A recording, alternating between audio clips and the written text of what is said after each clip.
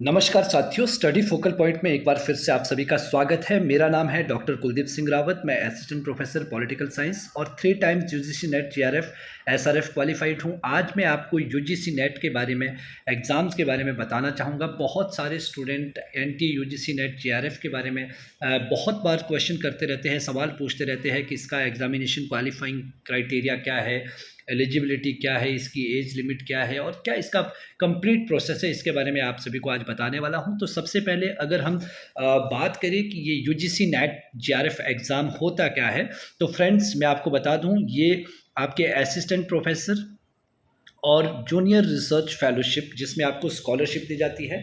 अगर आप किसी भी यूनिवर्सिटी में, सेंट्रल यूनिवर्सिटी या स्टेट यूनिवर्सिटी में असिस्टेंट प्रोफेसर बनना चाहते हैं, या किसी भी कॉलेज के अंदर, गवर्नमेंट कॉलेज, प्राइवेट कॉलेज, किसी भी कॉलेज के अंदर या यूनिवर्सिटी के अंदर आप असिस्टेंट प्रोफेसर बनना चाहते हैं, तो जो सबसे पहले बेसिक रिक्वायरमेंट रहती है वो आपका नेशनल जो टेस्ट है, ये एलिजिबिलिटी टेस्ट है, ये क्लियर होना चाहिए आपका, या फिर स्टेट लेवल जो स्टेट वगैरह जो करवाते हैं वो आपका क्लियर होना चाहिए। तो ये आपका जो एग्ज़ाम है ये असिस्टेंट प्रोफेसर और जूनियर रिसर्च फेलोशिप के लिए रहता है, और इसकी जो ये क्वालिफाइंग एग्जामिनेशन है असिस्टेंट प्रोफेसर के लिए और जूनियर रिसर्च फेलोशिप के लिए। अगर हम इसकी एजुकेशनल क्वालिफिकेशन की बात करें तो आप जिस भी सब्जेक्ट में, जिस भी विषय में आप असिस्टेंट प्रोफेसर बनना चाहते हैं, उसमें आपकी जो है मास्टर्स डिग्री होना बहुत ज़रूरी है। अब मास्टर्स डिग्री में क्या कंडीशन रखी गई है, जो जनरल कैंडिडेट है, जनरल कैटेगरी या अनरिजर्व कैटेगरी या general EWS economic weaker section से जो आते हैं कैंडिडेट, उनको मास्टर्स डिग्री में मिनिमम जो है वो 55% मार्क्स उनके होने चाहिए मास्टर डिग्री में, तभी वो इस एग्ज़ाम में जो है अपीयर हो सकते हैं यूजीसी नेट जेआरएफ के एग्ज़ाम में। और बाकी जो रिजर्व कैटेगरी है, जिसमें आपकी ओबीसी है, आपके एससी कैटेगरी है, एसटी कैटेगरी है, या फिर फिजिकली हैंडीकैप, जिसको physically disabled person with disability कहा जाता है, थर्ड जेंडर है, या कोई भी जो रिजर्व कैटेगरी के कैंडिडेट है, उनके लिए जो है ये 50% क्वालिफाइंग जो रखी गई है मास्टर डिग्री में, उनको 50% जो है मार्क्स होना ज़रूरी है, तभी ये इसमें अपीयर हो सकते हैं। तो आपको सबसे पहले ये पता लग गया कि असिस्टेंट प्रोफेसर के लिए और जूनियर रिसर्च फेलोशिप के लिए, जिसमें जेआरएफ कहा जाता है, जो जिनकी टॉप पोजीशन आती है उनको नेट प्लस जेआरएफ का सर्टिफिकेट मिलता है। ये एक क्वालिफाइंग एग्जामिनेशन है असिस्टेंट प्रोफेसर बनने के लिए और जूनियर रिसर्च फेलोशिप लेने के लिए, और एजुकेशनल क्वालिफिकेशन इसमें मास्टर्स डिग्री होना बहुत ज़रूरी है, जिसमें आपके जनरल कैटेगरी के लिए और ईडब्ल्यूएस कैटेगरी के लिए आपको 55% मार्क्स होना ज़रूरी है आपकी जो मास्टर्स वाला सब्जेक्ट है, विषय है उसमें। और बाकी reserve category, OBC, SC, ST और पर्सन विद डिसेबिलिटी और थर्ड जेंडर, जितने भी इनके कैंडिडेट हैं, उनको 50% उस मास्टर डिग्री के सब्जेक्ट में होना ज़रूरी है। अब नेक्स्ट, जो कैंडिडेट मास्टर्स डिग्री अभी कंप्लीट नहीं हुई है, अपियरिंग में है, बहुत सारे स्टूडेंट ये सवाल पूछते हैं, सर मैं अभी थर्ड सेमेस्टर के, सेकंड सेमेस्टर के एग्ज़ाम दे रहा हूँ या फर्स्ट सेमेस्टर में हूँ, क्या मैं यूजीसी नेट के लिए अप्लाई कर सकता हूँ? तो दोस्तों मैं आपको बताना चाहूँगा, जो मास्टर्स डिग्री, जैसा कि मैंने आपको पहले ही बताया कि जो जनरल कैटेगरी के लिए है वो 55% और रिजर्व कैटेगरी के लिए 50% मार्क्स होना बहुत ज़रूरी है। आप ये एग्ज़ाम कब दे सकते हो? अगर आप अपियरिंग में हो तो आप ये एग्ज़ाम दे सकते हो, लेकिन एक कंडीशन रखी गई है, 2 साल के अंदर जब आप एग्ज़ाम में अपीयर होते हो, आपके एग्ज़ाम का रिजल्ट आता है, रिजल्ट आने से काउंट किया जाएगा, within 2 years you have to complete your master degree with required percentage. इसमें लिखा गया है within 2 years from the date of NET result, UGC NET result, with required percentage of marks following which they shall be treated as disqualified. अगर आप 2 साल के अंदर अपनी मास्टर डिग्री 55% या 50% के साथ कंप्लीट नहीं करते हो, तो आपको जो है आप एलिजिबल नहीं माने जाएंगे। आपका जो सर्टिफिकेट है, अगर आप क्वालिफाई कर देते हो तो आप डिसक्वालीफाइड माने जाओगे। लेकिन आप सेकंड सेमेस्टर या थर्ड सेमेस्टर में जब आप पहुंचते हो तो आप इसके लिए अप्लाई कर सकते हो, और फाइनल ईयर स्टूडेंट जो फाइनल सेमेस्टर में है वो तो ऑब्वियसली अप्लाई कर सकते हैं, क्योंकि नेट रिजल्ट से 2 साल के अंदर आपको अपनी मास्टर्स डिग्री कंप्लीट करनी होती है रिक्वायर्ड परसेंटेज के साथ से। अब दूसरी, बहुत सारे स्टूडेंट हैं जो लोग सॉरी मैं स्टूडेंट नहीं, यहाँ पे एस्पिरेंट कहना चाहूँगा, बहुत सारे एस्पिरेंट ऐसे भी हैं जो पीएचडी डिग्री कंप्लीट कर चुके हैं, मास्टर पीएचडी डिग्री कंप्लीट कर चुके हैं, पीएचडी उनके पास है, और उन्होंने मास्टर जो है वो 19 सितंबर 1991 से पहले कंप्लीट की है, तो उनको भी इसमें जो है 5% की छूट दी गई है। जनरल कैटेगरी के अगर स्टूडेंट है, अगर एस्पिरेंट है, तो उनको 55% की जगह 50% में ही वो नेट के लिए अपीयर हो सकते हैं। लेकिन इसमें एक टर्म रखी गई है 19 सितंबर 1991 से पहले अगर आपने अपनी पीएचडी डिग्री कंप्लीट की है। और कैंडिडेट जो जिन्होंने पोस्ट ग्रेजुएशन में जो सब्जेक्ट था उसी में ही आप मास्टर्स सब्जेक्ट में ही आप जो है अपीयर हो सकते हैं नेट के लिए। और कैंडिडेट को इसमें किसी भी तरह के, जब आप फॉर्म फिल करते हो या किसी भी तरह का जब आपका एग्ज़ाम क्लियर होता है, तो किसी भी तरह के डॉक्यूमेंट्स या प्रिंट आउट्स भेजने की ज़रूरत नहीं होती है। ये ऑनलाइन फॉर्म जो है कम्प्लीटली भरा जाता है, ऑनलाइन प्रोसेस के थ्रू ही, जिसको एनटीए कंडक्ट करवाती है, जो नेशनल टेस्टिंग एजेंसी है, जो बहुत सारे एग्ज़ाम कंडक्ट करवाती है। एक प्लेटफॉर्म है नेशनल लेवल पे एग्ज़ाम कंडक्ट करवाने का, तो यूजीसी नेट एग्ज़ाम भी एनटीए के द्वारा ही कंडक्ट करवाया जाता है। इसमें आपको किसी भी तरह के डॉक्यूमेंट्स भेजने की ज़रूरत नहीं होती है। बहुत सारे स्टूडेंट पूछते हैं कि सर हमें क्या डॉक्यूमेंट्स भेजने पड़ेंगे, क्या डॉक्यूमेंट्स की रिक्वायरमेंट है जब हमारा। और मैं आपको एक बात क्लियर कर दूं, जब आप ये एग्ज़ाम क्वालिफाई करते हो तो भी यूजीसी आपकी सर्टिफिकेट चेक नहीं करेगी कि आपकी रिक्वायर्ड परसेंटेज कंप्लीट है कि नहीं है। लेकिन जब आप जिस भी यूनिवर्सिटी में या कॉलेज में आप अप्लाई करते हो, तो उस इंस्टीट्यूशन उसकी इंस्टीट्यूशन की जो अथॉरिटी है वो चेक करेगी कि आपका जो आपकी एलिजिबिलिटी जो आप फुलफिल करते हो कि नहीं करते हो, वही यूजीसी, उसी हिसाब से यूजीसी नेट का सर्टिफिकेट आपका वैलिड माना जाएगा। अब इसमें बात करते हैं एज रिलैक्सेशन की। अगर आप यूजीसी नेट एग्ज़ाम के लिए अपीयर हो रहे हो या फिर आप जेआरएफ के लिए अपीयर हो रहे हो, तो अगर हम जनरल कैटेगरी की बात करें जेआरएफ के लिए, क्योंकि इसमें जो पहले अभी कोविड के दौरान है 1 साल इसको एक्सटेंड कर दिया गया था, 31-32 ईयर्स रखा गया था, लेकिन अभी जो जनरली इसमें जो है वो 30 साल तक आप जो है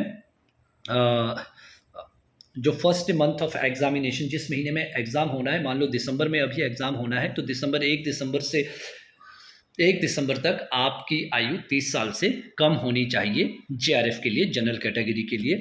और जो बाकी ओबीसी, एससी, एसटी और फिजिकली डिसेबल्ड जो लोग हैं और थर्ड जेंडर कैटेगरी है या फिर सभी मेन एप्लीकांट, उन सब के लिए जो है वो 5 साल की इसमें रिलैक्सेशन दी गई है। मतलब मैक्सिमम ईयर इसमें 35 ईयर्स तक आप जो है जेआरएफ के लिए अप्लाई कर सकते हो। और जो कैंडिडेट एलएलएम की डिग्री कर रहे हैं, एलएलएम की डिग्री कर चुके हैं, उनको भी इसमें जो है एज में रिलैक्सेशन दी जाती है। ये स्पेशल केस में है जनरल कैटेगरी के लिए, क्योंकि जब भी एलएलएम की डिग्री करता है, पहले लॉ की डिग्री आप ग्रेजुएशन के बाद करते हैं, वो 3 साल की डिग्री रहती है। फिर उसके बाद आप जो है दोबारा 2 साल की फिर आप एलएलएम डिग्री करते हैं, दोबारा मास्टर्स डिग्री लॉ में करते हैं, तो उनको भी जो है 3 ईयर की रिलैक्सेशन दी जाती है, क्योंकि 1 साल उनका लॉ में एक्स्ट्रा लग गया मास्टर डिग्री से, और 2 साल उसमें आपको एलएलएम की डिग्री में एक्स्ट्रा आपकी लगेगी, तो इसलिए आपको 3 साल की रिलैक्सेशन दी गई है। तो इसमें मैक्सिमम आप 33 ईयर्स तक जो है वो अपीयर हो सकते हो। अगर आप किसी भी रिजर्व कैटेगरी से है, तो किसी भी एग्ज़ाम के लिए आप जो है वो 35 ईयर्स तक अपीयर हो सकते हो। अगर आप आर्म फोर्सेस से है, उनको भी रिलैक्सेशन 5 साल का दिया जाता है, मैक्सिमम एज उसमें भी 35 साल रहने वाली है। जो टोटल एज रिलैक्सेशन होने वाला है मैक्सिमम जिसको कहते हैं, वो 5 साल से ज़्यादा नहीं होगा। मतलब जनरल कैटेगरी के लिए सिर्फ बॉयज़ के लिए, अगर आप मेल कैंडिडेट हो, तो जनरल कैटेगरी, सिर्फ मेल जनरल कैटेगरी के लिए ये एज, ये आपने ध्यान रखना है, मेल जनरल कैटेगरी के लिए ये जो एज लिमिट है वो 30 है।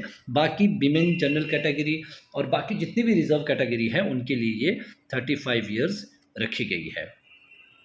तो फिर उसके बाद हम बात करते हैं, अगर आप यूजीसी नेट के लिए सिर्फ अपीयर होते हो, असिस्टेंट प्रोफेसर जिसको कहा जाता है, तो यूजीसी नेट के लिए अगर आप सिंपली अपीयर हो रहे हो, तो उसमें कोई भी अपर एज लिमिट नहीं है, वो आप किसी भी एज तक जो है आप अपीयर हो सकते हो, आप ये एग्ज़ाम दे सकते हो। अगर हम रिजर्वेशन की बात करें, तो इसमें रिजर्वेशन किस हिसाब से दी जाती है, ये सेंट्रल गवर्नमेंट की जो रिजर्वेशन पॉलिसी है उसके हिसाब से रिजर्वेशन इसमें रखी गई है यूजीसी नेट में भी। इसमें अगर हम शेड्यूल कास्ट की बात करें, तो इसमें 15% सीट्स जो है वो शेड्यूल कास्ट के लिए रिजर्व रहती है सब्जेक्ट वाइज, और इसमें 7.5% सीट्स जो है वो शेड्यूल ट्राइब के लिए। जो भी सेंट्रल गवर्नमेंट की पॉलिसी है, 27% जो है वो ओबीसी के लिए रखी गई है, 10% जो जनरल इकोनॉमिकली वीकर सेक्शन है उसके लिए रखी गई है, और 0.5% सीट्स जो है वो पर्सन विद डिसेबिलिटीज़ रखी गई है।